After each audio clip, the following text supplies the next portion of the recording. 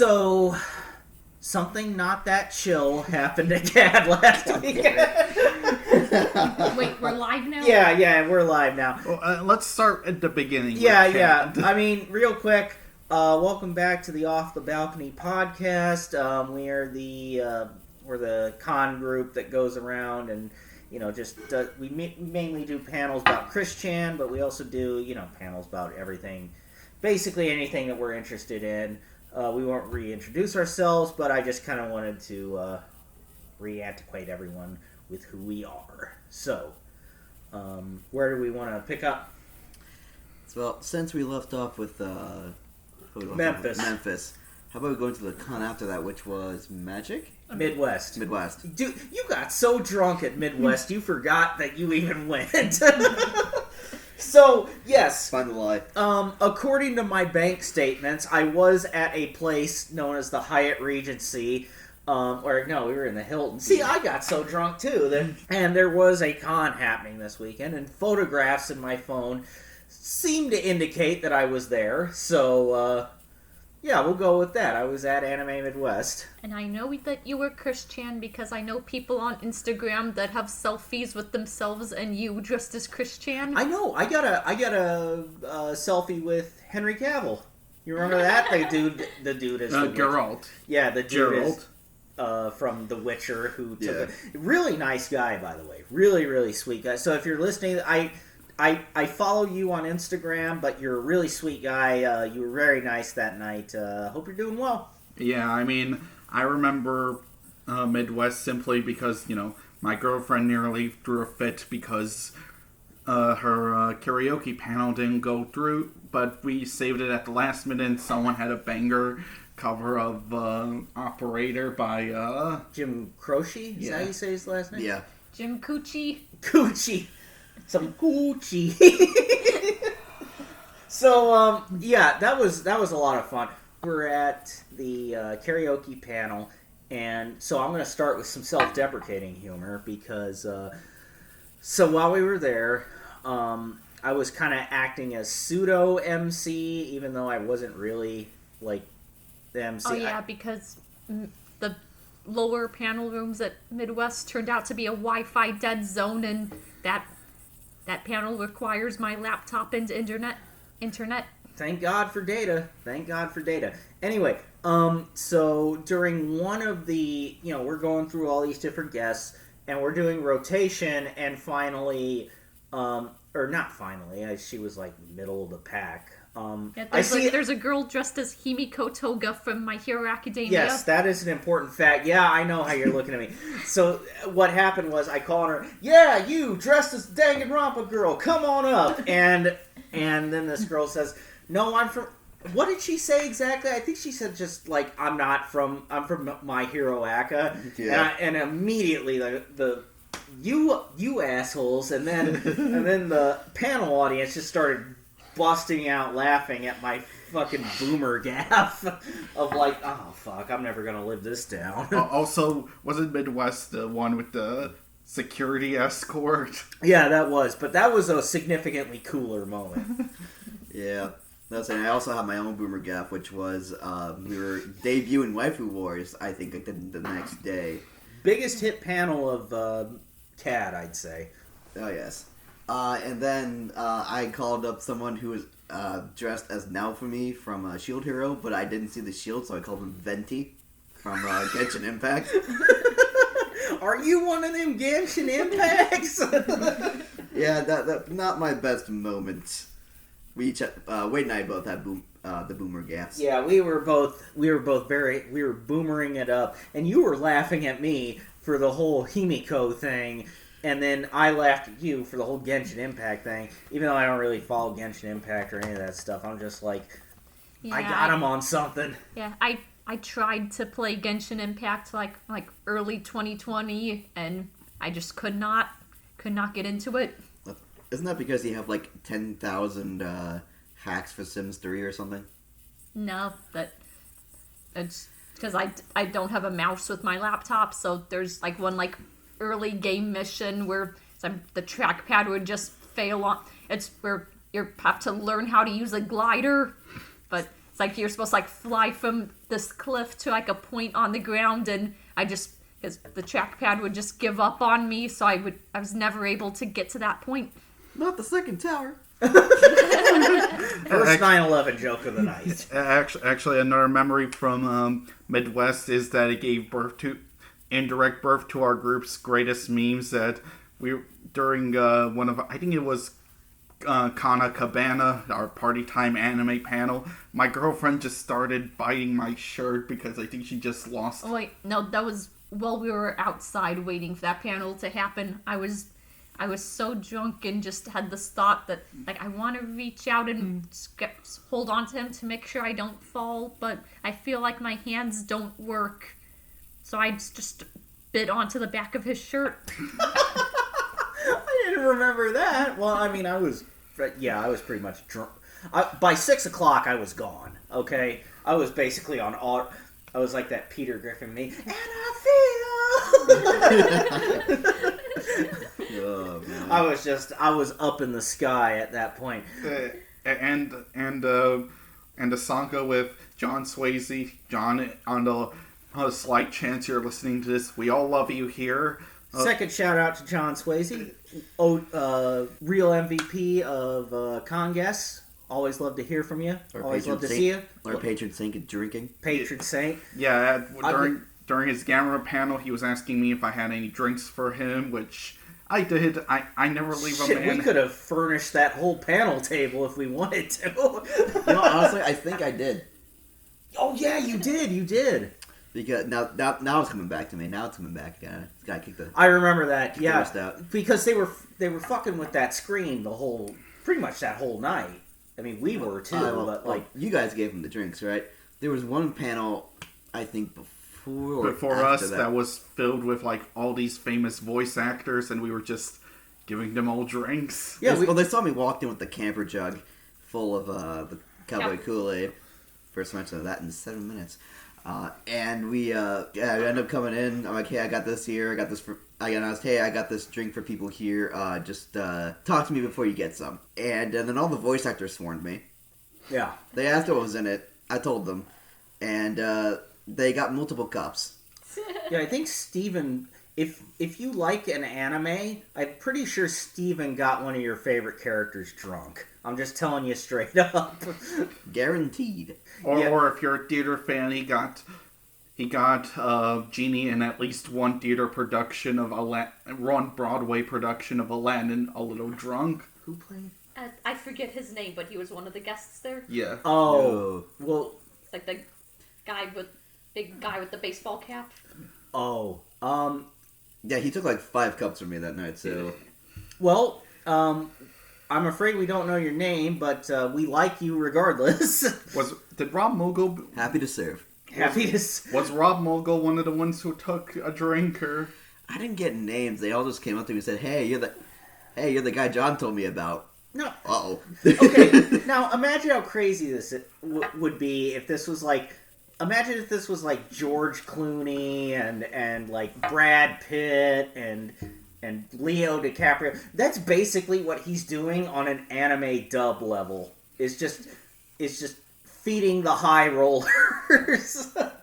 I'm pretty sure I'd be a guest next time. If they see me with that, that'd be great. No, you're a good chauffeur for them. You're a damn good bartender for them. I showed them the end, yes. So I will say, I do remember one part of that night, Saturday night, when we did our LOLCOW panel. I had a lot of fun at that one. That's actually where I met Gerald. Gerald. Yeah, and he had been following us the whole weekend. Really great guy. But I think what I liked, I don't even really remember doing my segment of it that much, because I feel like my segment of it kind of fell a bit flat, because it's like, yeah, Chris Taylor Brown from Trapped is funny, but it does sort of fall under the purview of an internet lolcow, but it wasn't anything like what Steven had or what Jan had. I forget what. And I did the local con creep. Oh, that motherfucker! God damn it! She did the concrete. Jan did, what was it, Varg? Varg was just a fun rabbit hole to fall down, yeah. just on your own. Which, for anyone who did not know, Varg is this like neo-pagan online who like They used to be part of one of the most infamous black metal bands in most infamous Norwegian black metal bands. Fucking killed someone, didn't he? Yep, killed the guitarist of the band. Holy shit. Well, to be fair, the guitarist was an asshole who, it's like, when their lead singer committed suicide, he took pictures of the body and made it an album cover and took pieces of his skull. Okay, well, I'm glad he's dead too, but like, you know, I don't want to have to think about... Steven, you knew some fuck shit was going to be said tonight, so... And I think the most stupid clown shoes thing I ever heard Varg say was that Tolkien was not a Christian. It's like, motherfucker, read his shit. Yes, he was. That's all I wanted to say about that. Steven, who did you cover for... I picked Ethan Ralph, which, at the time of recording this, Happy New Year. One, Happy New Year, everyone. Second... me and a buddy did Ethan Ralph. Basically went over his history of just, being an early content streamer, and then went to Jerry Springer of the internet, and then pills and drink, which then spiraled downward. Then all of his friends left, which early 22 to pretty much now he's just been a complete shit show. Currently he is living in the Yucatan, and Was he in Cancun or something? No, he's in like one of the cheap places. I can't remember the name of it, but he lives there so he can be a luchador. And wonder if he's in that same camp that John McAfee ran into. If John McAfee was in the fucking northwestern of the Yucatan, I don't think so. Oh no, never mind. He was in Belize when he tried to set up. Oh, you're talking about John McAfee? Yeah, John McAfee. I was thinking of the wrong place, but it's in the same area. Anyway, Steven, continue. And then let's see. Yeah, now his house is mold infested, so he left his soon-to-be wife and kid to live in there, newborn kid, and he went inside his truck for the relief of air conditioning.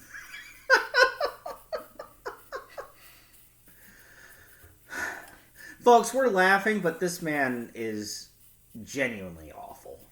Go to Kiwi Farms if you want to find out more. Yeah. So anyway, that was your lolcow, and I remember that was like a good day. I mean, it was a great weekend overall, right? That was a really fun weekend. It was just I remember more of the day because during the day we did one of my new favorite panels to do, which was our WWE panel, because that gets a lot of good traction. There are some really hardcore wrestling fans that go to anime cons, and it's fun to cater to them. Just at CAD we saw a couple of great wrestling panels that were a lot of fun. One about AEW and the other one about animated wrestling films, which was that was a lot of fun. Mia and Mark, if you're listening to this, we love you. We appreciate you a lot. And we'll see you at Zap, and we'll see you hopefully at every con that that we go to. We hope to see you there too. But yeah, that was a lot of fun to do. So I can't even remember the schedule. I barely remember. Wasn't there that 12-year-old kid who started making John Cena jokes? Yeah, there was some. Yes, at Anime Midwest in our wrestling panel, there was some kid who walked in like he owned the place. Even though this kid could not be older than 14. And he was dressed in the fucking. It was MHA, right? Yeah, I think it was the Deku. Yeah. And he walked in like he was, fucking MJF or some shit, man. He was just, he was just confident. And I'm like, oh, that kid knows more about Cena than me. I guarantee you he knows more about Cena than me. I think the first thing he said, right before he sat down, is why is your screen blank when you had the John Cena slide up? Oh, okay. Yeah, that actually did get a pretty good laugh out of me. So if that kid, by some miracle, is listening, thank you for coming to our panel. Keep supporting wrestling. And for legal reasons, get your parents' permission before listening to this. Do not try this at home. Link. That reminds me of the Miyazaki panel back at Zing when we got off on some kind of tangent. We were talking about how Uma Thurman was in Pulp Fiction and Kill Bill and stuff. And I had to say, for legal reasons, children in the audience, do not watch those films. Wink. And then I guess, unless anyone else has any more Midwest memories. If we're gonna talk about the getting escorted out, I think that was between the Lolcow and Christian because they were in separate buildings. That was... What was it? That was... Bad fanfics. No, it was the bad webcomics panel, which I threw in there. That absolute disaster of a panel. We had a lot of fun at that. We had a lot of fun at that. Some guy was trying to hawk his podcast or something during it, which I didn't really appreciate. But I still had fun. I mean, I was drunk as hell. I didn't even notice until. Only we can hawk our podcast. Yeah, I mean, we hawk our podcast pretty much everywhere we go now. So who am I to judge? Anyway. Oh yes, everywhere we went in the last 2 weeks. So. Do you remember this? So we were trying to get out of there, and some security guy comes up to us and says, "Hey, do you guys? I forget how it was approached, but either way, he knew a shortcut to the next panel room yes, we had to get to. Because it's always with these bigger cons that you get these absolute fuck ups. Apparently, these idiots were either skateboarding and or what's the word I'm looking for? Planking. No, I mean they were doing the hoverboard. No, it's not the hoverboard. What I'm looking for is with the lance, and you go towards the other guy on it. Jousting. Yeah, they were jousting on the fucking walkway between the two buildings, and they were told to stop numerous times, and they never did. And then one of them ended up getting hurt. Ooh, of course. So then we had to be escorted through the back rooms. not the one on the 4chan, not the one on fucking. Not the meme back rooms. Yeah, not the liminal space. Not the liminal space, but the back of the convention center. Yeah, to go through the back of the convention center, and then we got let out and got to go to different places, etc., etc. Shout out to that security guy. You're real top G, as the kids say. Hey, for legal reasons, we can't support Andrew Tate because he just got arrested. Side note: I feel like this whole podcast is going to be hell to edit because it feels like you're all very drunk and I'm only sober because I'm kind of sick. Well, at least we have one. You're our DD. Yeah. Oh wait, you can't drive, so never mind. Yeah, you forgot about the epilepsy. In Memphis, I didn't. Yeah, how can you forget after Memphis? Well... Yeah. I chose to forget. I mean, November is Epilepsy Awareness Month, and I had a seizure in November, so I am very aware of it. Okay, well, we support you. We're, find the cure.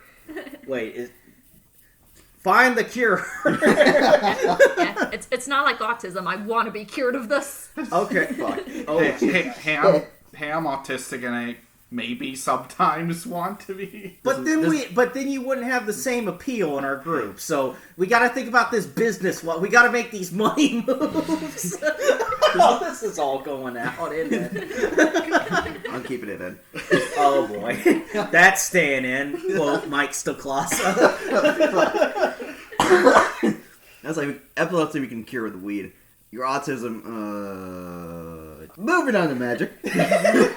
Anyway, could you start magic? Because that's yeah, he literally just said he was starting magic. No, I know, but the only thing I'll say before I run to the can real quick is my work decided to hold a conference the day that magic started, and I had to go to that, but by the grace of God, we actually made it in, and we made it into our room on time. So that was National Lampoon Electric Boogaloo. Well, yeah, but on a much, much, much, much, much smaller scale, because I'm pretty sure I could have skirted out of that and no one would have noticed. But in any case, enjoy talking about the opening moves of Magic. Right. So Anime Magic, that was a very nice convention. It was held by different people than who usually run Midwest CAD and other things within that cycle. I think Minneapolis and among others.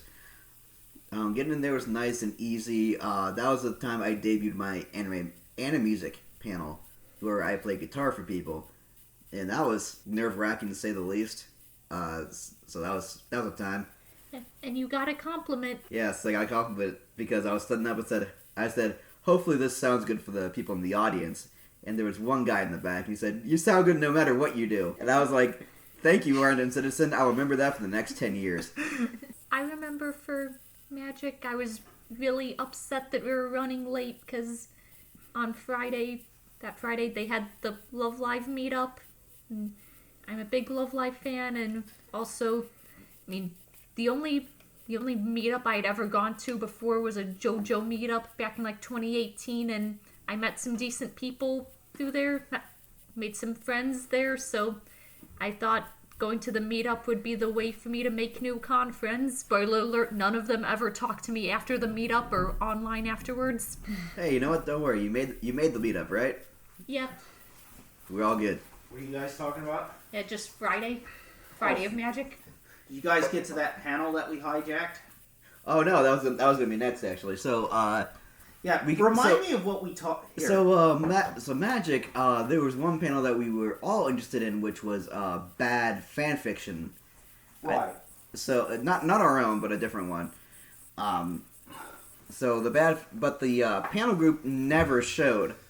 So we just took it over and said, and I talked about Empress Teresa for like 45 minutes, and then let people go on with that. If you haven't read Empress Teresa, I highly suggest the Down the Rabbit Hole episode about that. Wait, was that the panel where the guy was shilling his podcast to you? Because No, I remember there was like one guy that just kept talking so much during That was during panel. Midwest. Oh, I thought it was during Empress Teresa, but there was one guy that was talking a ton. Was there a guy? That was me. Oh. Ma'am, fuck you. No. What was fun about that is like I think everyone who was in that panel room, we were able to like keep most of them like in that room as we were. I think we actually gained people too. Yeah, which is yeah. the funny part. Because you were just ranting about this.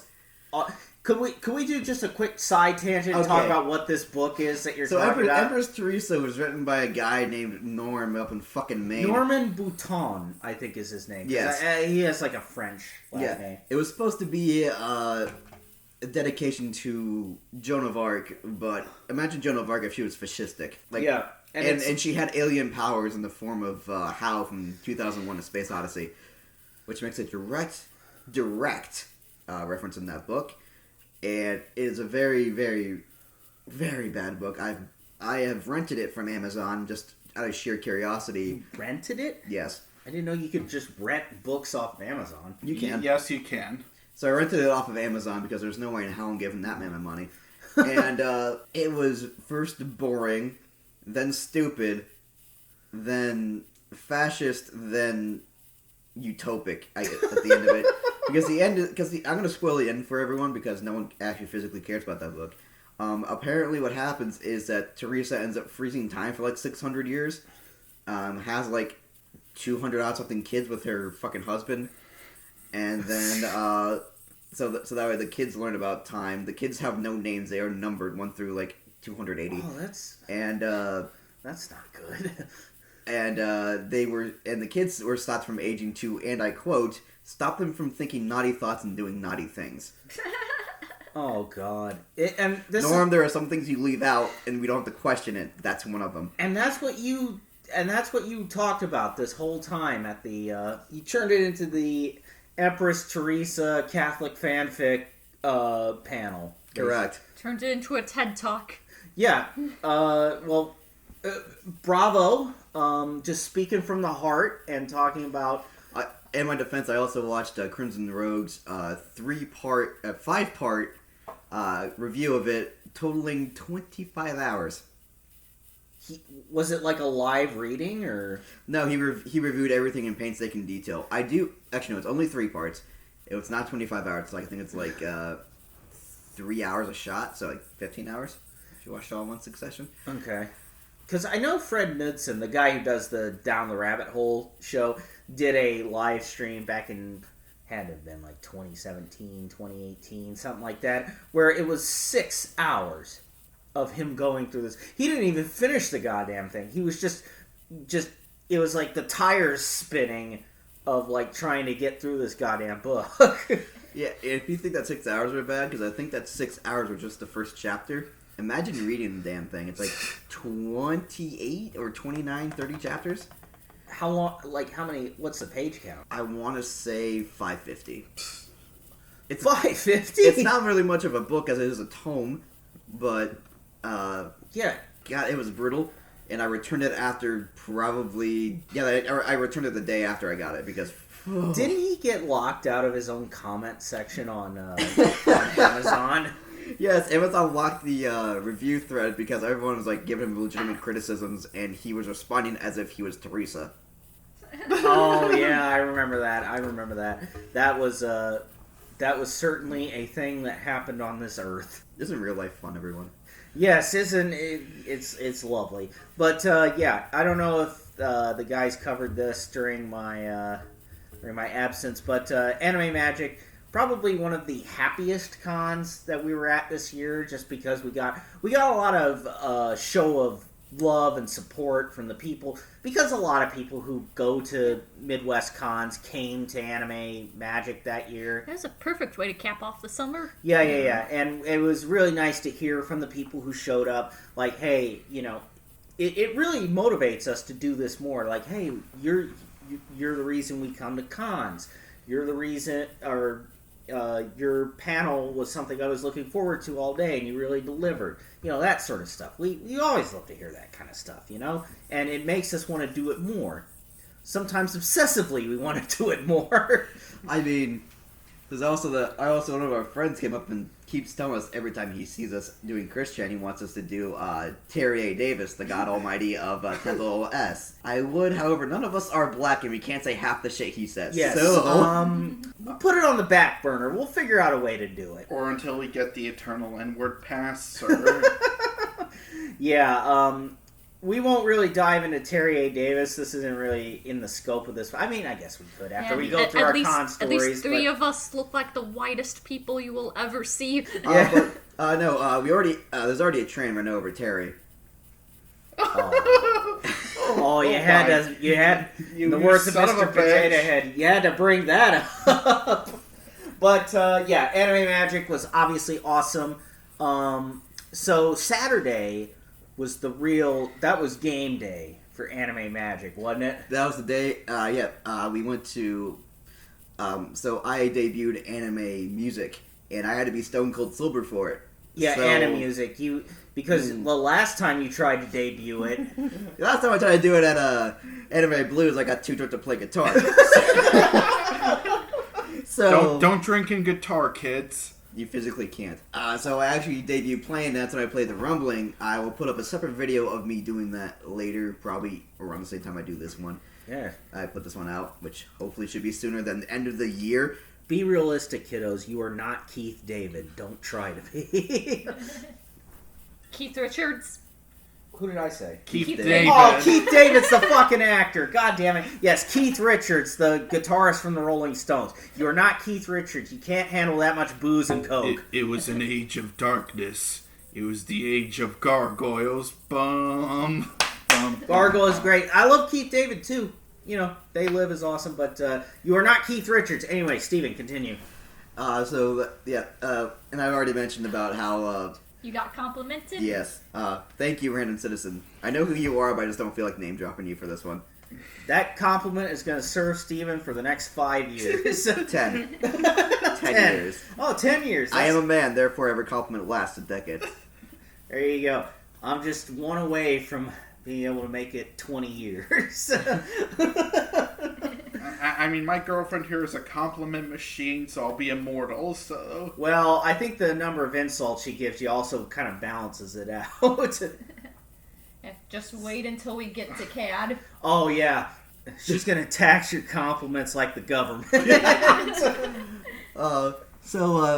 After Magic, we had our little 4-month break Well- of doing things. Did you talk about the party? At Magic, did you talk about we're the at party? the party. So we're going to back up a little bit. So after our Christmas shenanigans, we Yeah, you had to finish off the last of that cowboy Kool-Aid somehow. had about probably... Oh, don't forget the Coke bottle. Yeah. We had a gallon and a half, 2 gallons, probably 2.5 gallons of cowboy Kool-Aid left over. And there was no way that 5 of us, I think there were 5 of us at that panel, I can't remember. Yeah. one of us who doesn't drink, so... Yeah, one of us doesn't drink, so it doesn't help. We're going to be able to finish that in one night without severe alcohol poisoning. Not because of the contents, but because of the sheer amount.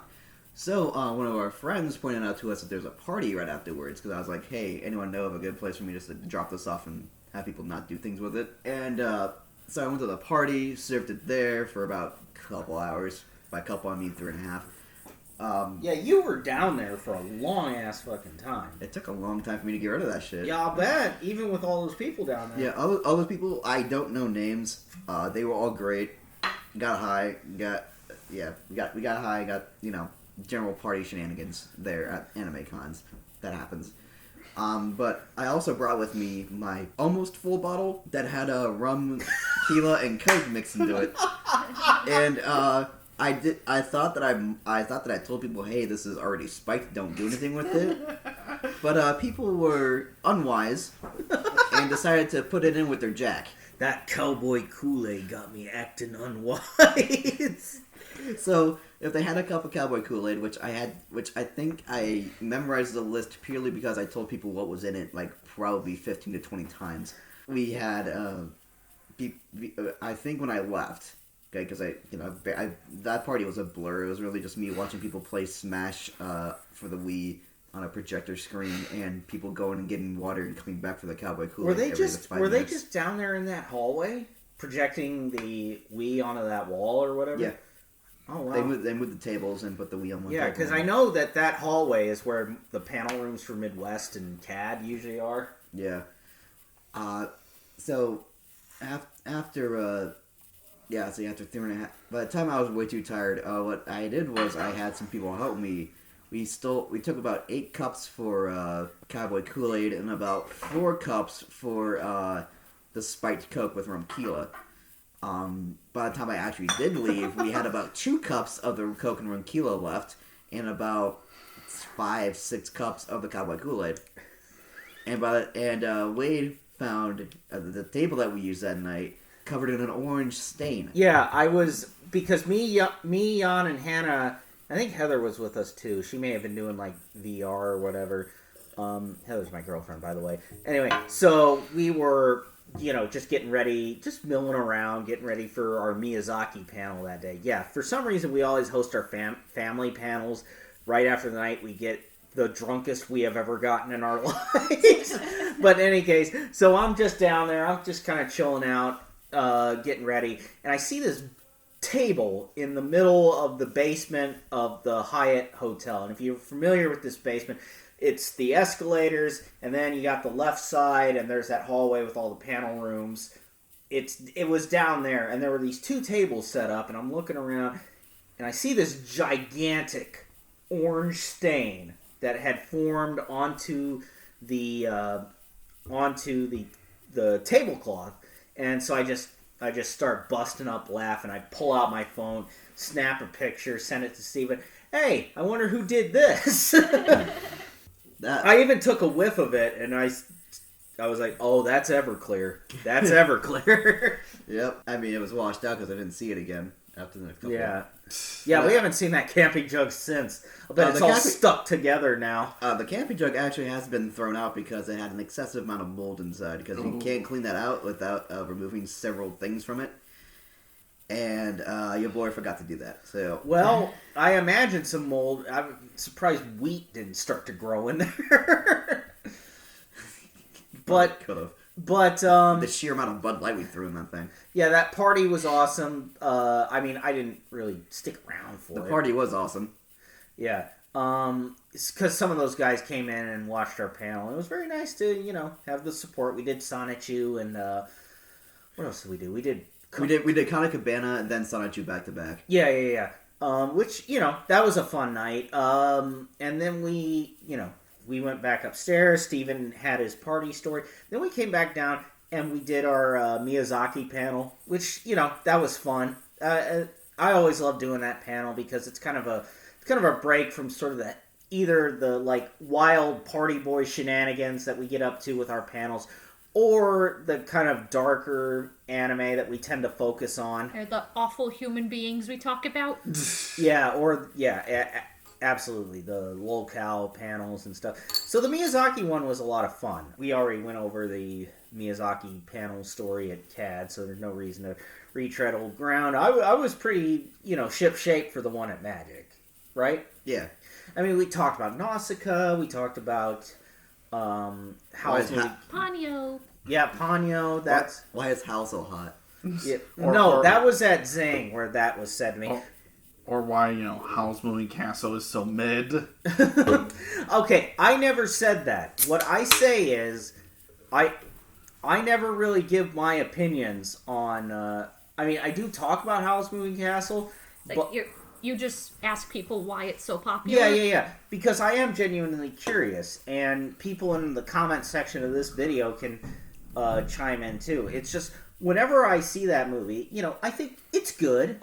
It's a fine movie. What surprises me is just how many people go so hard for it. You know what I mean? Like, I just see a lot of super fans, and I'm just why? Why? Because it'd be one thing if Howl's Moving Castle was the only thing that Miyazaki ever directed. You know what I mean? I would get it. It's like, okay, it's kind of a cool standalone fantasy anime film, whatever. But this is a guy who has directed some of the biggest and best anime films ever made. And it's like, and you're picking his, like, I consider to be his most, as Jan said, mid work. You know what I mean? It's like, it's a good movie, don't get me wrong. Miyazaki at his worst is definitely better than most directors at their best. Don't get it twisted. It's just like, that's all I want to know, is like, why is this so popular? And we've gotten a lot of interesting answers. I always love fielding those questions because I love to hear, as a panelist, I love to engage with, the audience. And I think that, a lot of younger anime fans have a lot of interesting things to say about that movie. I don't know what Jan and Hannah have to think about this, but... I feel like there's so much of Howl's Moving Castle that just doesn't really make sense. But yeah. I feel like that could just be due to the film's troubled production. I think there are only about 2 or 3 worthwhile things about Howl's Moving Castle. The music, a few really pretty shots, and Billy Crystal as... Billy Crystal sells that movie for me. And it's got one of my favorite actors of all time, Christian Bale, in it. Billy Crystal is like my favorite part of that movie. In fact, the side characters in that movie altogether are really, really fantastic. But if we want to talk Miyazaki for just a little bit longer, Hannah, why don't you tell Jan what you think of Ponyo? Well, Ponyo's my favorite Studio Ghibli movie just because it's 90 minutes of pure happiness. And I can see why Jan doesn't like that. Because Jan doesn't like things that are happy. Because Jan likes the same things that I do. I eventually, if Ponyo eventually a little bit grew on me, but it was only because, I watched it again with her. The thing is, it just, the first time I watched it, that was the early 2010s when I was still like late teens, early 20s. It didn't speak to me. It just didn't speak to me. Did it insist upon itself? Yes, it did. It insists upon itself. It insisted on being happy, and your little edgelord ass didn't like that.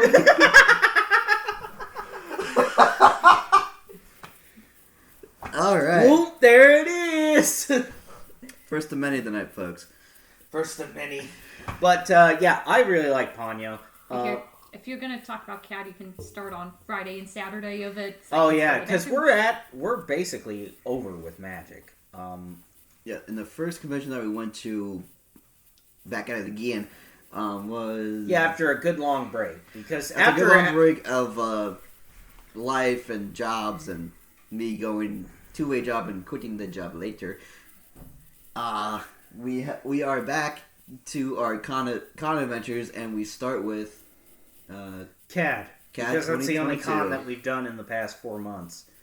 We got a couple more that we're going to appear at later, but we'll get to that when we get to that.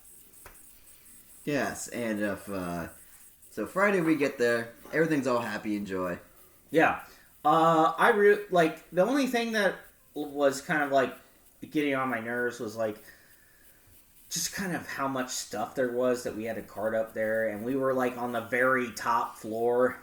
Yeah, the parking garage. Moving stuff around is never a fun, but, that's just normal vacation shit, Also, if you do panels at Con Elite, make sure you bring your own screen. The projectors are very 50-50. Yeah, which we did, and we're not saying anything bad about the con group or anything. It's just like, we get it. Technology's expensive. We understand it. We were fortunate enough to have, like, leftover tech that we could just employ for ourselves, but, we were able to get through it okay. And for our Friday, was really cool. Our Friday, we had our best panel. We took Waifu Wars to the next level, I think. Waifu Wars on Friday was amazing. We had a packed house. I felt more like Control than I felt like being a heel, which I keep trying to be. Yeah. However, I think with the future of that panel, I don't think there's really going to be much choice because we are probably we're more than likely moving in a different direction with that panel instead of just having people shout because it takes like 20 minutes of calm down time for the room because that room was packed to the nines and back. Right. I mean, it was a lot of fun. It was a lot of fun. But we only got through like 10 girls. Yeah, we have 100 from Anime's most listed where Misty, when we debuted her, went to shit on fire tier. Yeah. And then she rose up like 5 tiers in one shot. She went to like B that night, I C thought. tier. She went to C tier. Yeah, which is like compared to the vitriol she got when we first debuted her back at Midwest. We finally had a audience that actually had some culture to it. Yeah, we're talking about the Love Live audience, Hannah. The Waifu Wars audience. Yeah. Oh, right. We'll talk about Love Live later. Misty belongs to shit on fire. Anyway. Fuck you. Well, who did we actually get on that? It was only like 10 girls, like I said. Yeah, it was only 10 girls. I don't remember the list because I was... Azula, the girl from Doki Doki Literature Club. Yeah, because there were a couple of girls... Oh, Monica, yeah. Yeah, there were... Oh, and Kawakami from Persona 5. Oh, yeah. Yeah, because we had people... what I did to make the picking easier was pick a letter from A through Z, and then someone can pick a girl from that letter. Because it was all organized alphabetically anyway. Correct. Which made it a hell of a lot easier for us when we decided to go down that path. But we had... I remember Faye was on there, which, obviously she went to S. Most of the girls went to S that night. Yeah, we had, it was either S or B and below. We had no one at A tier. That was confusing. We had no one on... the only one I think got shit on fire... Did we put Sakura? Yes, we put Sakura and shit on fire almost immediately. Yeah, which I literally kept Sakura on that list just so we could reg that joke out of people. I'm also kind of glad that I had to... What I think I found funny was I gave a disclaimer that was basically for the TLDR was they're pixels in the screen, calm your fucking tits. And everyone adhered to that. Everyone adhered to that, but I saw at least 5 people leave the fucking I saw the panel room when I said that, and I tried really hard not to laugh, but yeah. Like, wow, you guys can't take us... my waifu is my laifu. I mean, they're like, what's that guy called? Matt Dad or something? The guy who worshipped that one character from... School Days? Yeah. Oh. No. The guy who later it was discovered he had like 5 gigs of... You're not saying that. We get... found some very bad shit. But yeah, I'm detouring that. Our Waifu Wars panel was pretty good. Then we had Christian right across the way. Yeah, we literally just picked all our shit up, threw it in the other room. Literally across the hallway. And then we brought the main staple, and then we got narked on. Yeah. Whoever the narc is, I will find you and break your kneecaps. Yeah. Hotel in staff, Minecraft, of course. Hotel staff were just doing their job. They're just following letter of the law. But whoever narked us, don't come to our panels in the future. You know what? You're probably one of the ones who wanted us to put what's that fucking guy's name? Astolfo? Yeah, who got mad that we didn't put traps on our list. Go back to loving traps, you pansy. I mean, I want to put traps on the list anyway. Why? One, because it's funny. Okay, Traps it is pretty. Okay, you gotta admit it is pretty funny. It is pretty funny. You throw the one trap on there that some people don't even think is a trap because most people don't get the. It would be funny to trick people. That's purely the only reason why. Yeah, it would be pretty. For the record, I am straight. I like nice tits and a big ass. Anyway, continue. Second. Anyway, so yeah, we did. So Friday was awesome. We get to Saturday. Saturday was a really chill day for most of it. You know what I mean? Like, there were big long gaps between our panels. We just could kind of chill out and party the whole day. And we went to what was her name? Jenny Kwan. Jenny Kwan. Which, by the way, shout out to Jenny Kwan. She is one of the best panelists I've ever seen. She knows exactly how to handle an audience. For those who don't know, she's the voice of Suki from Avatar. Yep, voice of Suki. She was also the better series, not the one with Korra. Yes. And then she was also in Higurashi, and she was the small blue girl from Higurashi.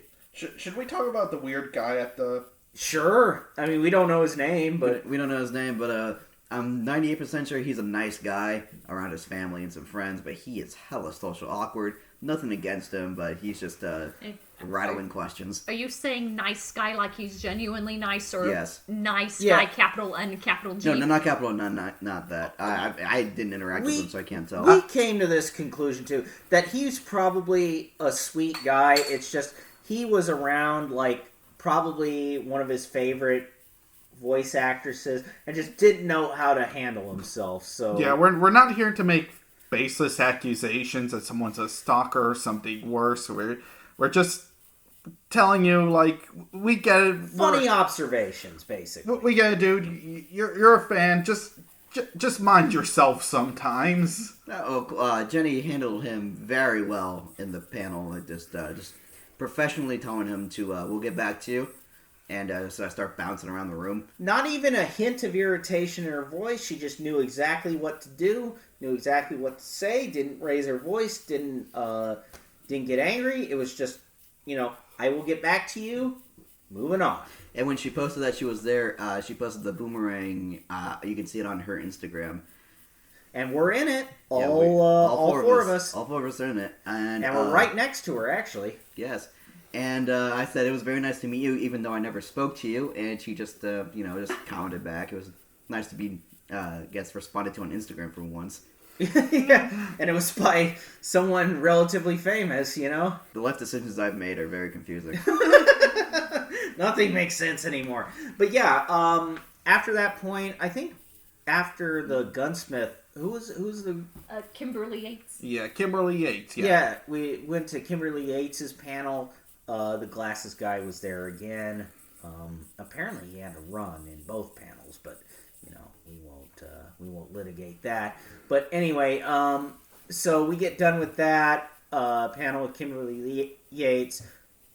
We have some time to kill, so we run up and go to the hotel bar. We have one of our big group dinners, which I love that's a tradition of ours, that we get to get together, just sit down, have some drinks, have some food, and kind of chill out. Have a very muddy version of a Russian... White Russian? Yeah, that. White Russian. I thought that drink was okay. I was about to say Russian car bomb. That's two different drinks. I was going to say Russian car bomb, which is a very mix of two different drinks of a White Russian and a Irish car bomb. Yeah, so, which sounds like a very dangerous drink. So yeah, it was all of us, and Ian joined us. Ian, we mentioned in the previous podcast. Great guy, always down. He might be one day a guest on our show. Yeah, we'll see what happens. We'd love to have him as a guest on the show, obviously. So we do the other panel, which was it was your panel, wasn't it? Return of Animusic. Yeah, you did Animusic again, played to a slightly smaller crowd, but still did a good job on the rumbling. I believe if people who saw that, I believe I need to take the shilling part and cut it down to like one slide. But the same shill is what we have in our channel description, and would be in the channel description. And based on our channel links, I'm going to shill it right now because why not? We're an hour into this, so I can probably just put the shill into it. We are trying to get a car renovated, so that way instead of traveling like two small four-door sedans, we just travel in one big boy limo. It's called a limo, but it's really just more like a bigger four-door sedan because 50s are weird. We're trying. I am spearheading that. I'm spearheading that, and we are just trying to get something up so that way we can all travel in one troop, have enough trunk space and seat space to carry all of our things, and so that way we only have to pay for one parking spot instead of two. If you would like to help us out, you can go to our About section on our channel, and the link name is Group Car Renovation, I believe. I'll also try to put that in the description of the last cast and this one, but YouTube has some shenanigans before I put in external links, so I'm just trying to get through all that right now. All right. So you did your anime music panel. You had a good time doing that? Yeah, I feel like I could have done a bit better, especially on the rumbling. That one I only practiced for like a week before, and when I debuted it, I practiced for like more than 6 months. So the difference in the difference in practice times is definitely apparent, especially as a musician. I know there are at least two musicians on this cast. Like, at least one more musician who can agree with me and say more practice is better than none.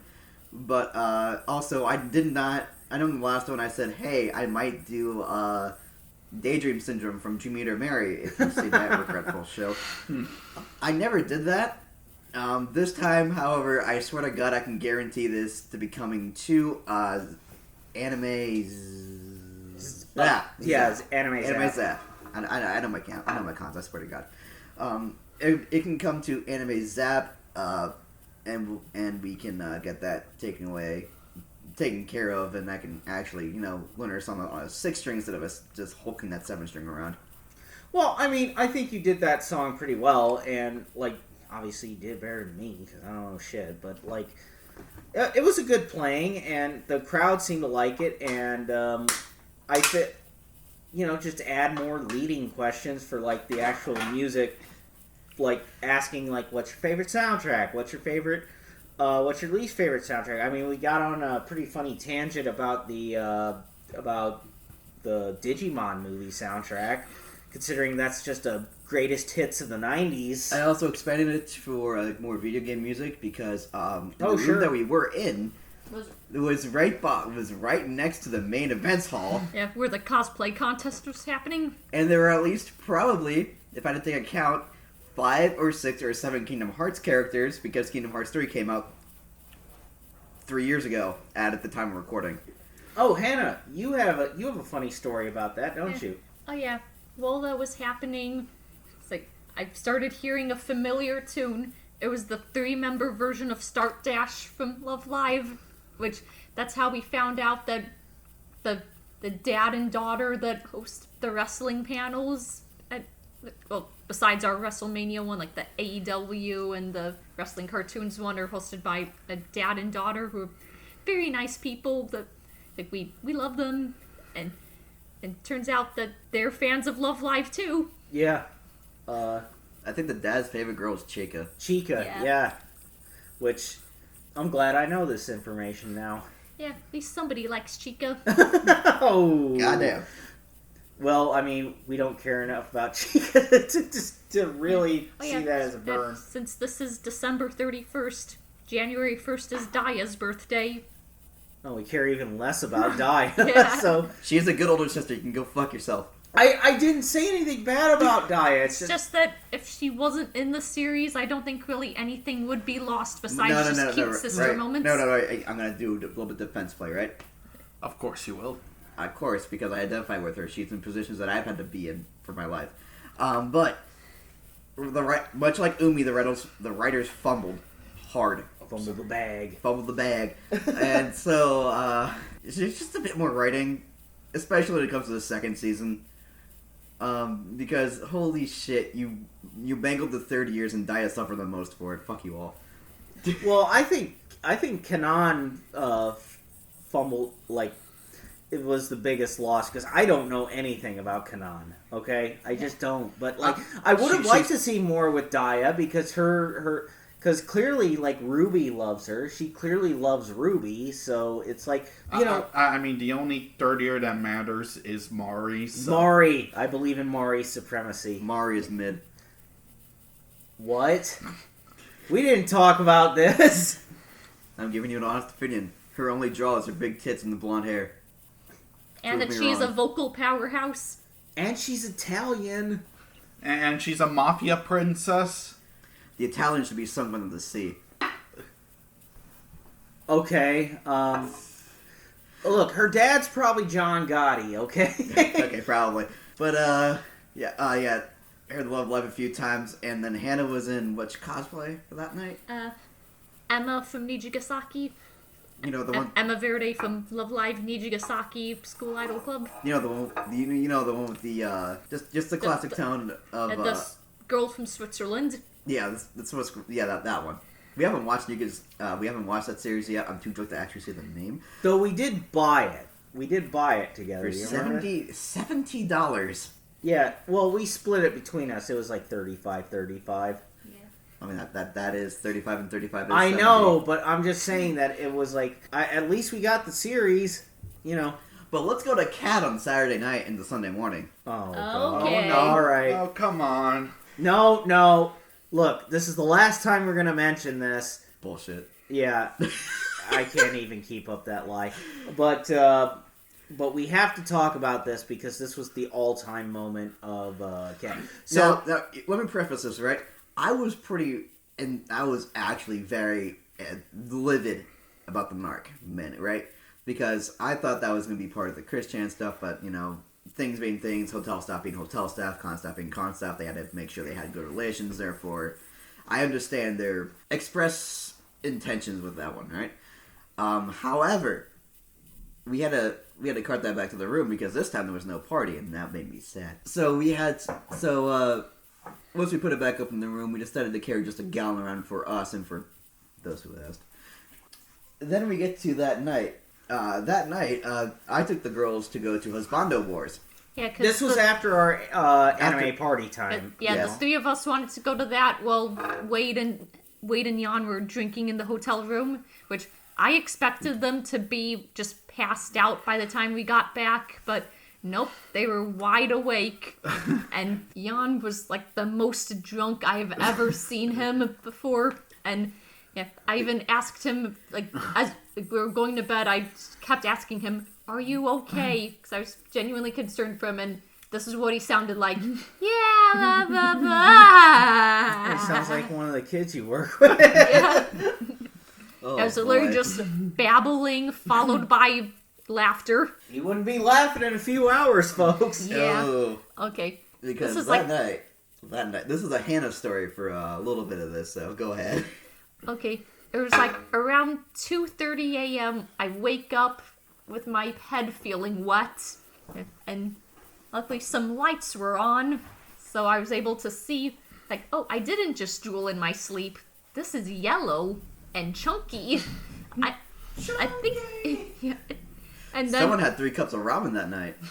Yes, so I get up and just run to the bathroom because I need to shower this out of my hair. And then I see Jan in the bathroom, and like this is what I see. He is just running his pajama pants under the sink, which then he just leaves there, walks through the hotel room, climbs back into the puke-filled bed. As soon as he gets out, I jump in the shower, get it all out of my hair, then realize my shirt is covered in vomit too, so I just rummage through my suitcase for a clean shirt. Well, clean I hope, because I turned the lights off. And I pat the pillow, and as the pillow feels dry, so I climb back into bed, and I can't get back to sleep because Steven and Jan, who I was between both of them, were snoring and sounded like pigs being strangled. And now some people will call that auditory terrorism, but Jan and I would call that bragging that we're getting good sleep. So I was there just on the verge of tears all night. Just I wanted nothing more than to leave that room, but didn't because I have nowhere else to go, which is an apt description of my life. Oh, we're at this part, huh? Yeah. Which I don't know how many hours I was laying there until suddenly it's like Wade wakes up and turns the lights on and just I was, what the fuck? And with the lights on, I just get up and see that the extent of Jan's damage was far worse than I ever thought. Yeah. That he puked on me all over the bed, including the pillows and blanket I was laying on, which, he did not clean those pillows. The vomit just dried by the time I got back into bed. So I want to explain something about Jan. He's not potty trained. We're kidding.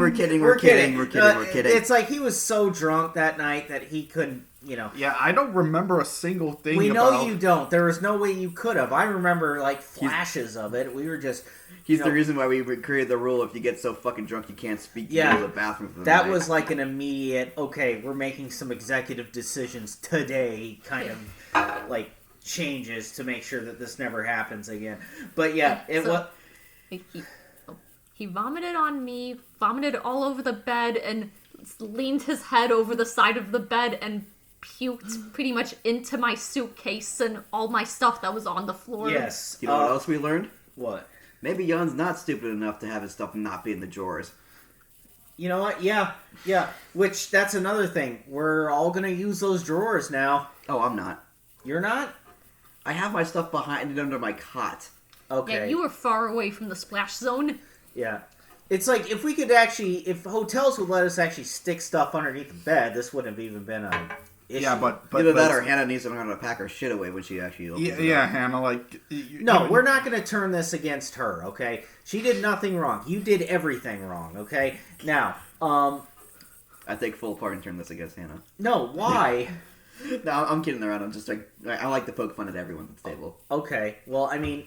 come on, she suffered enough that night. I mean, last year at CAD, dude, if it wasn't for Steven, you would have publicly puked everywhere, so... No, shut up, Jan. You almost ruined CAD, so I don't want to hear it from you. Anyway, yeah, so it's the oldest...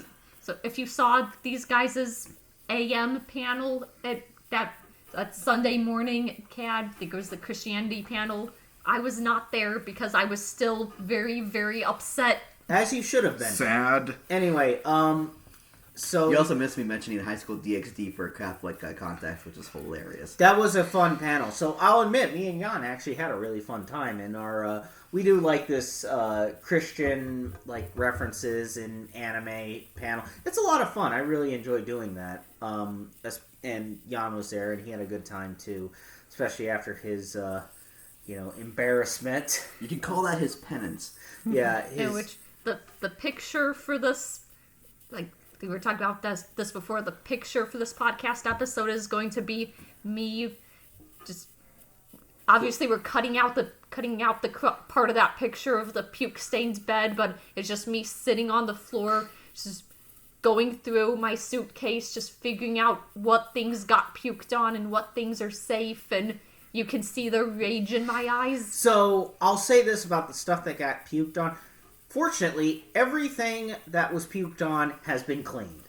Everything that was puked on has been saved, completely restored. Everything smells fresh and nice. Yeah, thank you for that. No, not a problem. I mean, the only reason why I couldn't do this is because we were visiting my parents for the week. Yes, I know. You're afraid of your parents. Anyway, so we got everything cleaned, got everything scrubbed, because I was with Emma, just rubbing the Tide pen on her little... Emma had a bath. Emma did have a bath. Dio needed 3 rounds in the drink. Puked all over the white parts of Dio. Yeah, she dressed as Dio from... part 1 Dio from JoJo. It's ironic because Hannah thinks it's a cosplay I do not care for. Yeah, because for some reason you hate when I cosplay dudes, even though so many girls do. Because I need something that brings out your femininity. You're a very beautiful woman, Hannah. Did the long hair not do that, or what? You don't have to puke on my masculine things, though. Yeah, you're not a bird. But anyway, so yeah, for anyone who's concerned that Hannah would be mad at Jan forever for being so stupid and dumb, Don't worry, it was only for a few days. All of her stuff, Days, whole shit. all of her stuff got saved.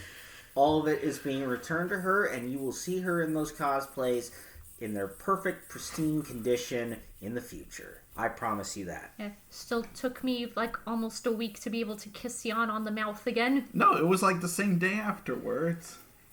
Only because I felt very bad for you, like you were almost crying. I wasn't It almost... was a pity kiss. That leads to a pity family. Wait, That we leads to almost pity made kids. you cry? No, We should have gone harder. We would have gotten some tears out of it. No, I'm pretty sure Hannah was the one who almost cried because she couldn't sleep for like 5 hours. Yeah. I don't know how I was able to do my Love Life panel that Which, by afternoon. the way, let's talk about a positive story that day, because the Christianity panel, that was a positive story, but I want to hear about how you, because you bounced back immediately, and you capped off the weekend as a pro. So let's hear about that. Yep, I did because I'm very fixated on Love Live, so I did want a panel about the forgotten lore from Muse and Aqua days. Well, first of all, when we were setting up the room, there was like almost nobody there, which made me feel like Chica in episode 3, but Yeah. then like as I kept setting up, a bunch of Love Live cosplayers came in, so that made me happy. Yeah, it's just like Love Life. Everyone was just trying to find parking Yeah. or doing tailgating before they came into the concert hall. But yeah, I didn't have much to do with that panel. It's basically the equivalent of from executive producer such and such. Had nothing to do with the fucking show. I mean, if we could talk about tailgating, I was the one who pulled up with burger and fries. Yes, you did. And yeah, I didn't have any food that Yeah. time. Oh wait, I don't think I told my story of the Sonichu panel where I puked. Oh yeah, Hannah had her own puke story, but it was Yeah. significantly cooler than Jan's, and we didn't have to wonder if Hannah was a big baby because of it. Yeah. On Friday night when we were doing the Sonichu panel, and I think just like a moment where it was just Wade and Jan. It was just Wade and Jan talking, and suddenly I just had this feeling in my throat where it felt like something was gonna come up, so I just ran off from the table, and there was a trash can in the corner kind of near the table, so I just started puking up blue slime. Hey, party girl, yeah! Yeah, and that's you what got people cheered from the for crowd. it. Yeah, people in the crowd are cheering me on, and some people even left the room to get me glasses of water. Yeah, there's one guy who was dressed up as a knight. He might be our welding guy for the car. I very much need to get you pictures in contact with you. I will do that as soon as the weather is not negative 98. Yeah, and he's also the guy that runs the Shibari panels too, so I'm pretty sure that guy has tied me up before. Wait, the one at Magic? Oh, dude, yes, I remember him. I remember him at, what was it? Anime Magic. Yeah, right? Anime Magic, because I was the one up front helping him no, he was the one who was tying people up. I was helping another guy who could barely see untangle the ropes. I mean, I remember him from our Sonichu panel. Very nice guy, very sweet guy. I only met him for a few minutes, but he was very, very sweet person. So at your Love Life panel, you had some pretty enthusiastic people there. Yeah, there's a girl dressed as Hanayo that was very nice. Yes, and what better than to have someone dressed as your best girl to be like, she is your best girl still, right? Well, she's my second best. Nico's my first best Oh, girl, right. but Hanayo's my second best girl because she's the one from Muse I relate to. Even though I don't get the appeal of Haneo, like she's just Why do all you right. keep saying wrong shit? She's baby, that is all. There's nothing wrong with being baby, okay? Because Jan just doesn't like happy things. Yeah, he'd rather watch World War II documentaries about how How Polish people suffered. and then rather than be happy and watch You almost said Ponyo. Ponyo. I thought you were trying to mesh Ponyo and Hanayo. I'm just drunk. Hey, I need knowledge in my life. I need to understand And that's fair. But sometimes you can release yourself and just be happy. Well, the thing is, it's kind of how my that's a little bit of a product of my environment, because Hannah can attest to this. We were looking for movies to show my family, and we suggested Paddington. Yeah, my entire list of movies that I thought of while scrolling through them was shot down. If you want to know how those two are a perfect couple, one's happy, one's sad. Seed. Big happy and big seed. Anyway, so yeah, she was very enthusiastic. The Hanayo girl was very enthusiastic to be at that panel. You probably made her whole weekend. She was probably waiting the whole weekend to get to talk about her best girls, because you had quite a few slides about Hanayo, right? You had the hamster one, because apparently... So her charm point is her soft cheeks. Who was the one with the nice firm butt as their Mean. Which makes sense, because she's the athlete. Yeah, it does. It's like she's the J-Lo of the group. And then there was a Kotori with her soft, droopy eyes, which I could only think that Japan does not know how to say puppy eyes in Japanese. Yeah, when I think soft, droopy eyes, it's like, was she shooting heroin underneath the bridge or something? Which, funny enough, there is, like, on the way to Steven's place, an alpaca farm, which, for those of you who don't know, one of Kotori's things is that she loves alpacas, so... And Hannah's thing is that you like to dress as Kotori, right? Yeah, because she's like one of the only news girls that I ever thought I could pull off.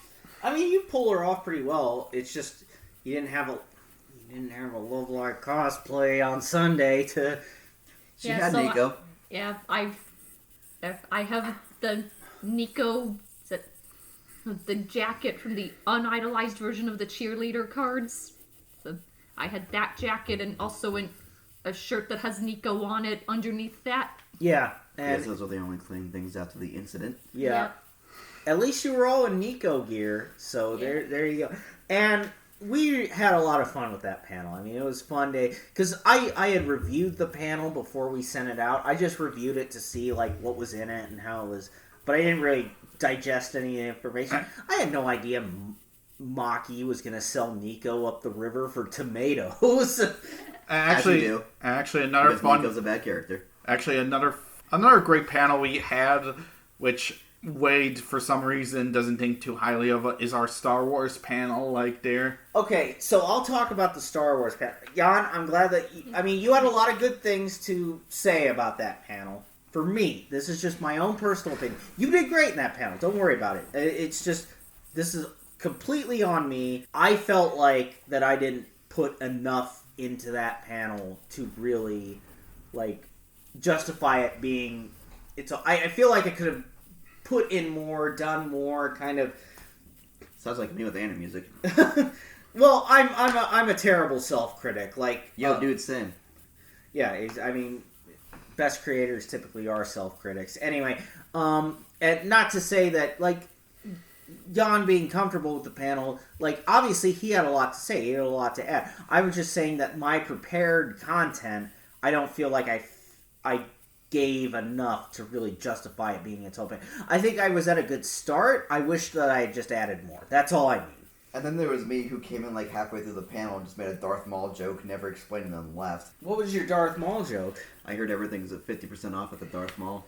Oh yeah, that was pretty. I mean, a highlight of that panel is me and Wade talking about how one of our most impactful days ever was going to go see Revenge of the Sith. Yes, okay. You know what? That was because that was really a nostalgic thing. Especially, I'm, almost getting emotional talking about it because I just saw my father and my stepmom not a long time ago, just yesterday, and I'm thinking about how a long time ago, in 2005, I went to go see Revenge of the Sith. I remember every detail about that day. It was probably one of the brightest days of my childhood, honestly. And, I can remember every detail. And I still watch that movie, and I still think about that day every time I watch that movie. It's probably gives me a little bit of emotional high when I watch that movie. So you basically overly criticizing our panel is basically it's treason, Den. well, I mean, I don't hate the panel by any stretch. I think it's the weakest one that I participated in at CAD. It doesn't mean it's a bad panel. I just think that my contributions were not enough. That's all I'm saying. Actually, I need to kind of make a confession to you guys. My least favorite panel, for my personal experience, had to have been Waifu Wars, because I don't feel like I did enough throughout that panel. I was not... Great. Okay, let's be honest with the Waifu Wars, right? It had to take someone with a commanding voice. Apparently that's me, even though my voice sounds like it's going through a blender. Well, you worked with, like, Cub Scouts and shit, so it's like... Guaranteed. I've had a bunch of time to be an actual teacher. Funnily enough, I'm not the one who's going for a teaching degree. I had a bunch of time. I know how to calm down basically the herd of cats, because if you're drunk or just below the age of like 14, it's like herding cats. So you had to have a commanding voice to know how to do that, and I definitely had that voice. Wade was the one in charge of the computer, so he had to do that. Hannah apparently was the one egging everyone on for reasons unknown, and then Jan just had to sit there and take it like a little boy. I was just sitting there because I had basically nothing to do. Dare you guys had all the bases covered. He's got a point. Like we were talking about how we're going to reform Waifu Wars in the future, right? I mean, if we reform Waifu Wars, we'll have to have a deep conversation about how we have to do that. Yeah, we might be able to implement some of those reforms for Zap, but probably don't expect any major changes until Midwest. I mean, I will say that for whenever we realistically, also whenever we do Christian, I feel like I don't know, I kind of want to do more things but there are a couple comics that I usually can handle, but it usually depends on how long we get into it, because to be frank, an ideal Sonichu panel needs to last at least 2 hours. Like the one that we got at Amki. Shout out to the folks at Amki, by the way. Looking forward to going back there. But there's so much material to cover with the Christian panel or more the Sonichu stuff, because I want Jan and Hannah to have a bigger role in that. It's just Christian keeps writing himself into the fucking story, which usually kills my vibe, because I'm just sitting there, sitting there nursing a beer or something, just kind of chilling out, and I'm like, oh god damn it, I got lines, Speaking of Wars panel, how about Hannah and I talk about Husbando Wars, because that was a very fun panel experience. Yeah, tell us what that was like. Oh yeah, that was pretty fun. Because I was up with Haas over there getting drunk, so beating him liquor. Oh yeah, here we go. Like how Husbando Wars was set up, where it was like brackets. It's a bracket match where 2 husbandos would go up at a time, and the guy had this website set up that was basically a knockoff version of Kahoot. Okay. If anybody's old enough, if anybody's young enough to have done Kahoots, or went to school during 2020 to 2022. Yep. I mean, I've done Kahoot before. Yeah. I mean, Kahoot is fun. Yeah. So everybody had to, when they bring the husbandos up, people would vote on their phones. And once it got to the second rounds of everybody, they started bringing people up from the audience to defend their choice. I went up twice. Who'd you defend? Oh shit, who was it? I think I defended, I went to bat for our boy Kakashi. I lost. From what? Naruto. Who was it that I completely messed up the lore on but still won? Was it a guy from Bleach? I think it might have been.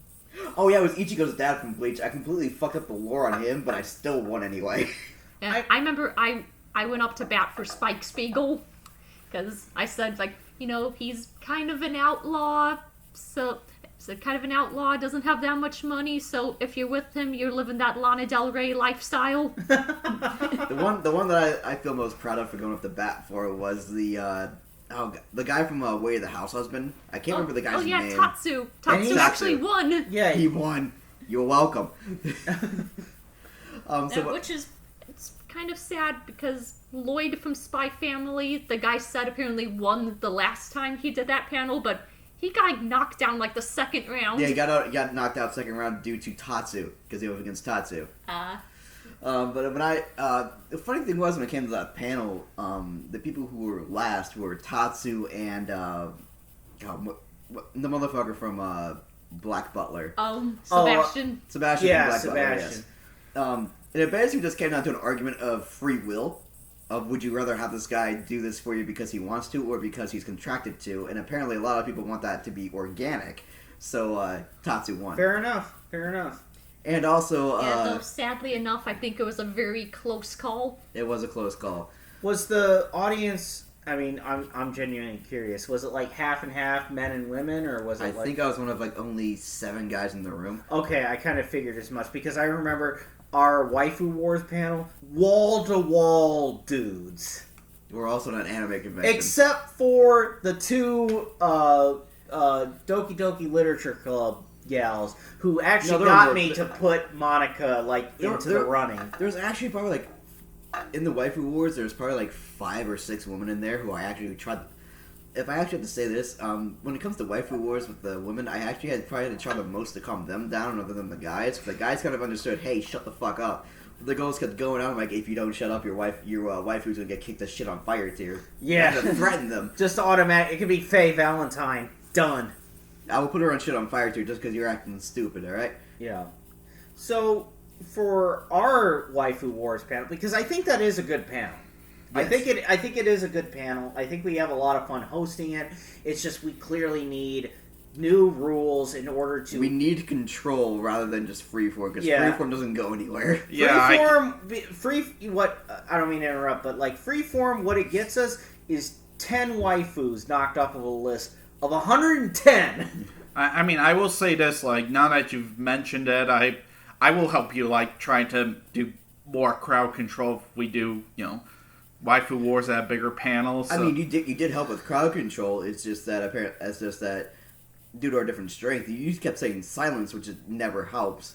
For me, it was like either the word calm or calm down, and that tends to help out a lot more. I mean, it's just phrasing. It's not even a matter of crowd control. I mean, I think we just need to reform the actual way that we do the panel. And have hard and fast rules read out more than just me saying, hey, these are pixels on the screen. Please, dear God, don't get us in trouble. Yeah, that's basic. It's like, we need to actually, I think, reform the structure of how we actually... I kind of like what you described as Husbando Wars doing. Like, someone comes up and makes a case for why this Husbando deserves to be elevated. I think we could implement something like that for Waifu Wars. Commandment number 1, shut the hell up. There's nothing I can do about the sun. Commandment number 3, if you see one of your waifus, don't just shout their names out. Right. And you know what? We'll talk about it more behind the scenes and how that panel is going to turn out. We'll probably have a teenage form at Zap, and then Midwest we'll have everything tucked, button, ready to go. Yeah. But other than that, the husband panel, Hannah found out how soft my hair is, which also means I take care of my hair pretty well. Yeah. What was that all about? I don't know why, but I think like somebody you voted for lost, so I just started patting your head to comfort you and just kept patting you because your hair was smooth, your hair was soft. Yeah, ladies and gentlemen, take care of your hair, you'll get women, I guess. Hey, your hair is soft too. Look how poofy it is. Look at that. That is a poofy set of hair right there. The crowd can't see. Actually, the thing is, like, a couple of times when I was younger, I tried to grow my hair out because I was a Triple H super fan. But the thing about my hair is... Okay, that's pretty based. The thing about my hair is that it doesn't grow down, it grows out, like, almost like an... I think I would call it almost like an afro or something. Yukari. Yes, Yukari, yeah. Yukari from Grossy Panther. I have the floof. Hot take, Yukari's mid. I'm gonna fucking shoot you if you say No, that shit again. We're going to skin him alive like William Wallace style. No, we're gonna make this fast. Anyway, but yeah, for Waifu Wars, which is, I don't know. What do you guys think of Waifu War? Do you guys like hosting that? Do you like doing that panel? Do you like that I panel? like it, just felt like would have been better with more crowd control. Right, more crowd control, which I think could be achieved with more of a defined, like, direction. Like, kind of this Husbando Wars panel that you're talking about. Steven, Jan, I don't know if you ever... Well, yeah. Crowd control is definitely a big one for that panel. It's honestly just as fun as that panel was. Like, for me, when it came up, it was really just me being a showman and having to actually be the figure in front of everyone to actually say, hey, this guy's going to tell us when to calm down. This guy's going to tell us when to do X, Y, and Z. So, being that guy was one more of a drunken decision than anything else before. But I guess it worked for the panel because I was able to get the room kind of under control. Yeah. Especially after I figured out, oh, hey, if I stand up and do the calm down thing, it works a little bit better. I mean, you, Steven, and you, Jan, did your level best and were angelic considering that, you know, I would have just been shouting the whole time. But, you know, I do feel like that panel is a good panel that could be taken to a great panel, you know, just by doing a few tweaks. It doesn't even have to be a major, like, restructuring of how we do it. It's just, you know, just kind of add a couple extra steps. Speaking of panels that are coming in the future, how about we talk about our lineup coming up to Zap? Good idea. So we're basically done with CAD. CAD, you know what? CAD might be cursed for us, but, you know, we love going there. We call CAD the cursed anime destination. Yes. Exactly. And we, you know, bad shit happens to us there, but we'll keep coming back. But we're gluttons for punishment. We are gluttons for punishment, but we're even more gluttons for fun. What's coming up soon, like within a week, is Anime Zap. We like Anime Zap a lot. Yeah. Angst and Regret. So if you heard me on the horn there, I just said Angst and Regret. That's the name of a panel that Steven concocted after. Why don't you explain the genesis of this panel? Here, Jan, I think you're going to like this story. So Angst and Regret. This panel came up after we watched the entirety of Junior Mary, which was an anime shown in 2010. That wasn't even finished printing. Yeah, the show was shown probably the same. It had I would call it the Full Metal Alchemist effect, where they kept trying to keep up with the manga, but ended up turning. But what they did, instead of like turning it into a different story like Full Metal Alchemist did, what they did was just cut the story off right at the end of the first arc, or third arc, I think, really.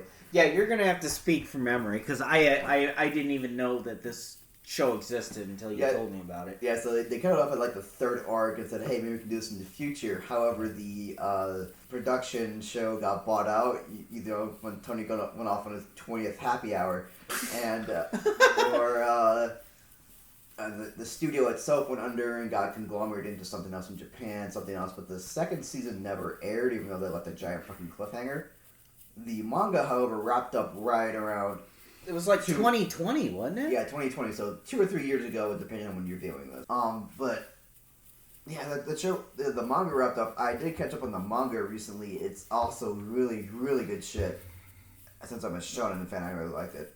But, yeah, the Angst and Regret made me just think of a panel of like, wow, holy shit, this 2010 anime is bad. What other 2010 to 2015-ish anime came out that we can just make fun of? And that's how this panel started. And it's 13. It is 13 shows that we picked that we're gonna make fun of now. Yeah, this is basically a panel of all the shows you watched in like middle school, high school. That watching them now as an adult, they do not hold up at all. Actually, there are at least a few shows that we actually still like, but man, like what shows are you talking about? High School of the Dead. Okay, well, I like the titties. Yes. I love the pussy. Hell yeah, I love. From Tropic Thunder. So I have my own embarrassing story of how this panel, because this sort of aided in your genesis of making this panel. Jan, Hannah, y'all remember a show called Akame Ga Kill? Your biggest anime club L, dude. Biggest L, and I fully accept that L because, I'll tell this story more at Anime's App, but basically, I got recommended Akame Ga Kill at an anime con. We were actually doing some panels that day by a friend who we brought along, and this is a friend I really, really like. So I was like, okay, if he likes this, it must be good. So I'm like, hey, Jan, Hannah, it's my turn to pick for Anime Club. Guess what I'm picking? Akame Ga Kill. And Jan, didn't you say that you're like, oh god, he's picking this? Yes. I watched the first few episodes. I watched the first few episodes way back when, and the less I say about it, the better. And Hannah, did you have any? No. Okay, Hannah didn't really have any preconceptions about the anime. So we loaded up on Netflix because for some reason it occupies some of Netflix's space. Could have been used for Lawrence of Arabia or something. But I mean, it's not the most egregious thing on Netflix right now. Cough, Harry, Meghan, cough. Yeah, I heard about that show. Anyway, so we put the show on, and basically within the first 3 episodes, I'm like, oh my god, I'm never going to get to pick again. I'm never going to get to pick again. This is it. This is it, fam. This is it. Because the show, the way I've always described Akame Ga Kill, basically from the time that we finished it, was like the first third is a disaster. It's just absolute, makes no sense, tonally confused, which is where I came up with my joke for anime party time for this show. The second third is basically parody. It's like an edgier Konosuba. Yeah, it's like edgelord Konosuba, basically, except it doesn't understand that it's in Konosuba, which I love Konosuba, by the way. Konosuba is probably one of the best comedy animes. S-tier comedy anime. Yeah, S-tier comedy anime. Plus, Kazuma's a real Chad. He's true top G, okay? And, Romanian police can't arrest him there. I can't believe we used Top G. Anyway. Top G. Anyway, and then the last third, and this is where Hannah really likes to, butt heads with me. I think the last third of Akame Ga Kill is pretty okay. And I'm sorry, Hannah, but you know what they say, bros before... Well, you're not a hoe, you're my girl, but... Bros before hoes. But I'm gonna have to agree with Wade on this one, Hannah. Sorry. Not sorry. Well, the thing I hated about Akame Ga Kill is, first of all, none of the characters look like they belong in the same show. Yes. Literally in the second half, there's one girl that's literally just like a Japanese schoolgirl, and it's like... I think that's Akame. No, it's Chelsea. Oh, right, Chelsea. Yeah, and I watched a video essay about Akame Ga Kill, I brought up another thing I hate about the show is that as soon as a character gets any sort of, development. Yeah, any sort of development, they immediately die. Oh. And somebody measured, some guy who did this video essay, put up on screen, the amount of time between Chelsea's character development and her death was literally 5 minutes, 13 seconds. Yeah, hey, you know what? You brought up a good point. Didn't our boy Swayze have, a character, who was, Yeah. Yeah, I think he's, the guy who looks like he's in a fetish outfit, Yeah, but really yeah, he's, yeah. a loving father with kids. Yeah. Loving husband. Which, I need to look up the name of that character. I need to be like, hey, John, do you remember that stupid show you did back in... I think we did bring it up with him, or... No. We talked about From the New World, which is an amazing show.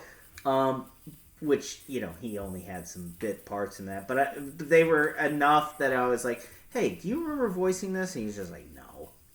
The way it works is, this, and this. And I'm like, okay, he doesn't remember this. But he was the star of an episode. So it's like, maybe... Probably not, but maybe.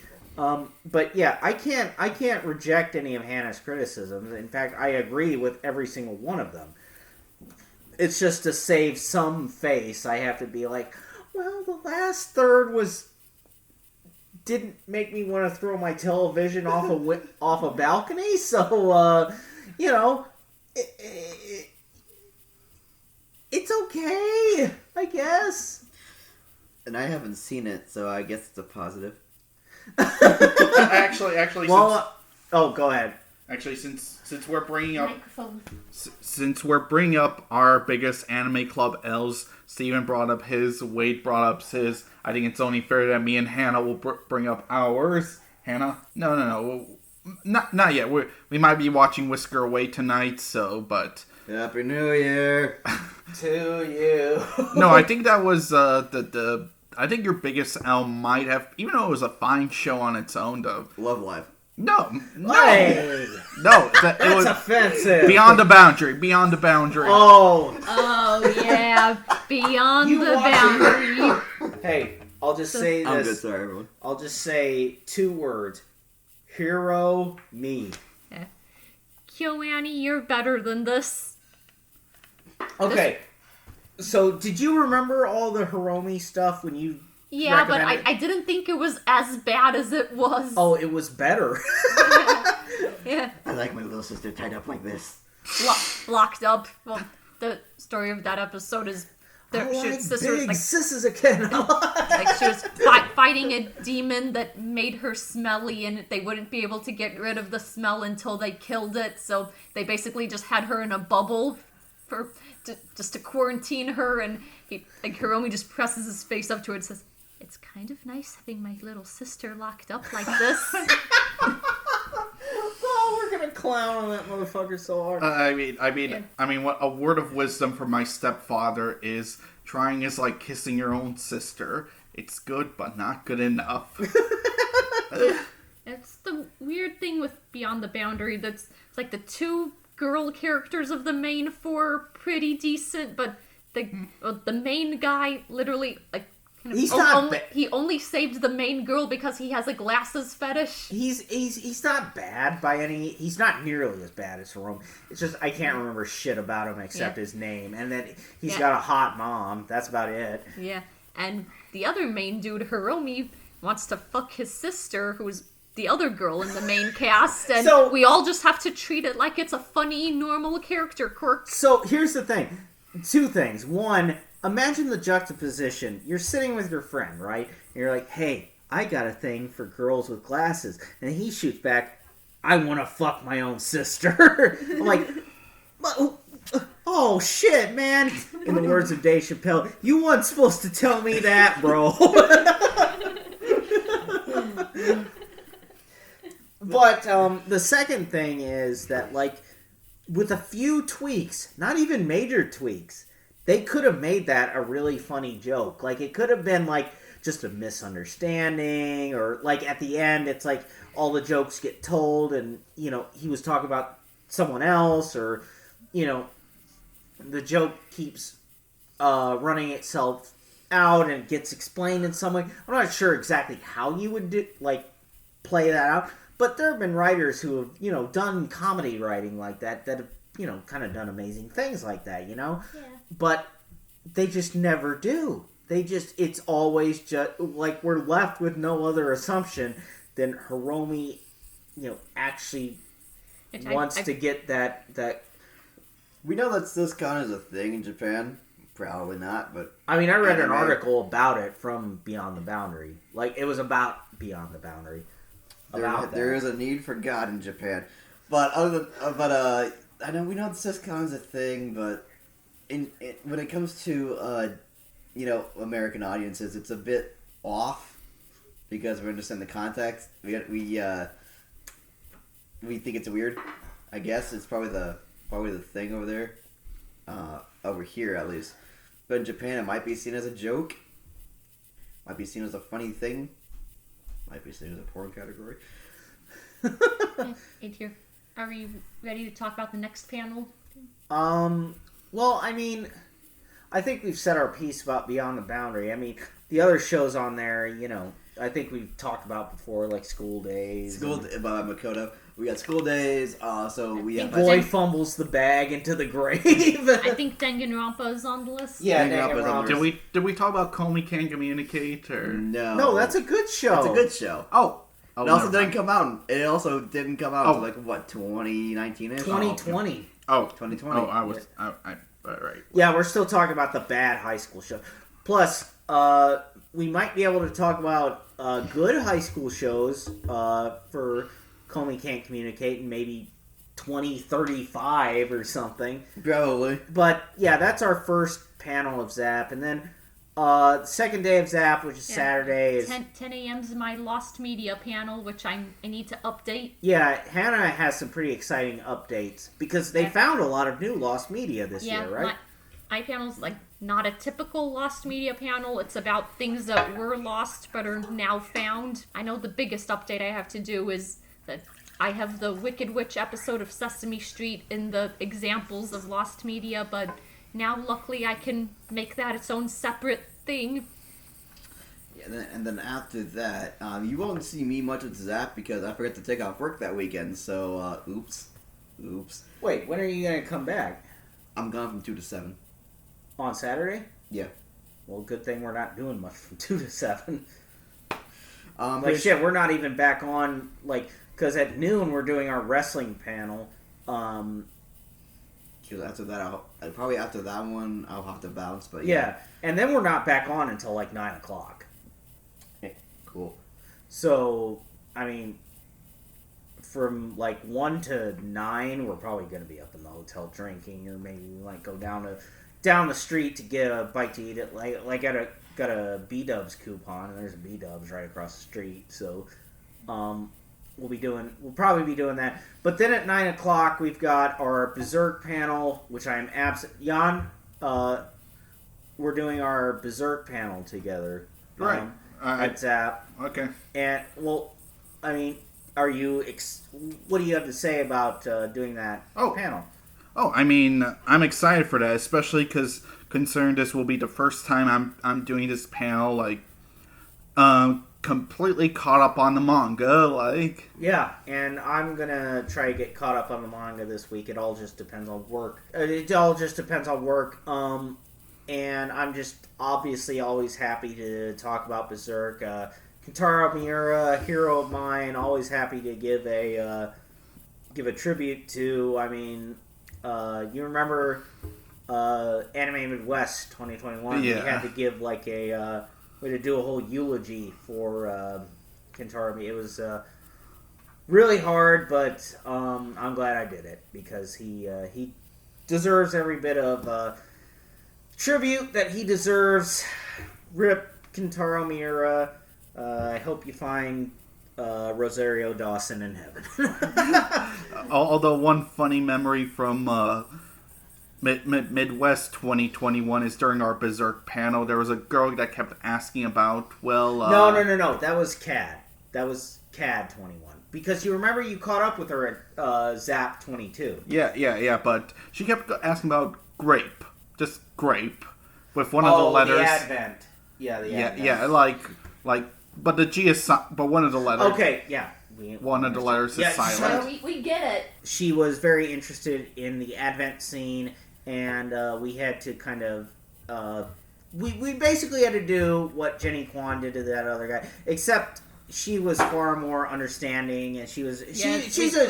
We did not mark down the Berserk panel as an 18+. Yeah, I mean, so... If you come to our Berserk panel, just understand it's not 18+. In fact, this will be a good disclaimer to talk about in the actual panel. It's just be mindful that this is an all ages event. We're just here to talk about the story. We're not here to... This is probably the most not safe for work under 18 panel we have because it's really on the line, isn't it? As for the panels that come right after that... Sonichu's right after Sonichu is right after that. 18+, baby, let's go. 18+. We're gonna go hard to the end. You guys want more screen time? You can get it. You can read that whole sex comment if you want. And right after his Waifu Wars? Yep, and then right after his Waifu Wars, which hopefully we'll be able to... Dear God, I'm sprinting with the drinking after I get off of work. This is going to be fun. Yeah, it's going to be a fascinating Saturday night. Waifu Wars, we'll see how many of those changes get implemented. And it's Sunday morning. Anna music? Just Anna music. Hey, it's me. I get to start off and cap off the weekend. This is going to be fun. Yeah. It's funny. It's always our niche... Well... Anime music isn't really niche, but it's always our kind of more specialty panels that kind of end up capping off the weekend. I can't remember the last. I mean, like Miyazaki was kind of like it wasn't niche. It wasn't. It's not really niche. It's really just more of like, oh hey, this is happening. Yeah. It's kind of more like it's just more of like. Specialty, like it's more of a family panel because people bring their families to see us when we are at our most hungover and just sweaty and smelly and want to actually just die. Yeah, and it's like, who's right? Totoro, Totoro. I mean, it's like that scene in Blades of Glories for anyone who seen that movie. Hey, I got a third ball. I am nothing but a human onion. But still, we hope to see you guys at the next panels. Next time we can talk about our adventures there. However, I think we're honestly on the last bit of the list. That we don't have really much. How long have we been recording? Hour 50. Okay. Flew by for me. Yeah, flew by for everyone here, probably. Especially for a sick girl on the couch over there. Yeah. She ate too much cheese and now she's sick. Yeah, just something I ate yesterday. Lactose bonanza. Got me having bathroom explosions every like half hour. But anyway, Hannah's basically Jerry when he ate a whole wedge of cheese. They don't know I ate a cheese. But anyway, thank you guys for showing up. And Happy New Year. Happy New Year. Happy New Year. Happy New Year. I think at this time, we still got like 5 hours till... At recording, we have 5 hours until 2023 hits, in which we hope to talk about Ralph-A-Mania when it comes out, because so I'm going to have fun with that. Just a disclaimer, our con adventures aren't going to be the only thing that we talk about. We're going to talk about litany of top... It's just, this was kind of an easy way to ease people in. So if you do want to contact us about topics that you would like us to talk about and or research, we do have our business email, which is offthebalcony21@gmail.com. That way you can just email us, say, hey, I think this topic is good, or hey, what do you guys think about this, that, or the other? So that way you can be part of the show. We can talk about this. We won't reveal names unless you give us express permission to do so. However, we will talk about your topic. Yeah. And we always appreciate audience engagement. I mean, you see us in panels. We love when the audience comes and asks us things, tells us things. Do that in podcast form as well, because we absolutely love it. You guys are the reason we do what we do. And I'm just realizing that this episode may not be out until after Zap, considering the first episode we didn't get out until after CAD. That's just because I was way too lazy to actually edit the episode. Yeah, I mean, Hannah actually had light in her voice during that, you could tell. And then after CAD, it was like, I am going to murder everyone. Her smile and optimism gone. But thank you so much for listening. I think now we're going to... And also part of my darkness is because, I probably food poisoned, I don't know.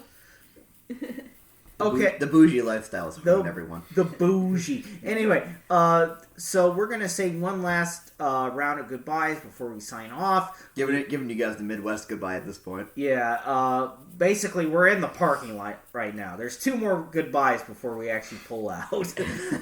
But thank you so much for joining us in our podcast. You guys are the reason we do what we do. We love to hear from you. We will see you at Anime Zap, Amkey, and then several cons in the future like Anime Midwest. We're planning on going to Anime Iowa, Anime Zing, and we'll see where we end up past that point. So And if anybody knows any good cons in June, let us know, because we have no June plans. yeah, and it's going to be a long con drought, so these podcast episodes might be all that you hear from us. So give us topics to talk about. I mean, we can always, we could basically talk about anything, obscure topics, pop culture, yada yada yada, blah blah blah. Otherwise, we're just going to come up with our own stuff, and you might hear some weird shit. Alright, thank you everyone for showing up. This has been Off the Balcony. Thank you and good night. Bye! Goodbye. See ya.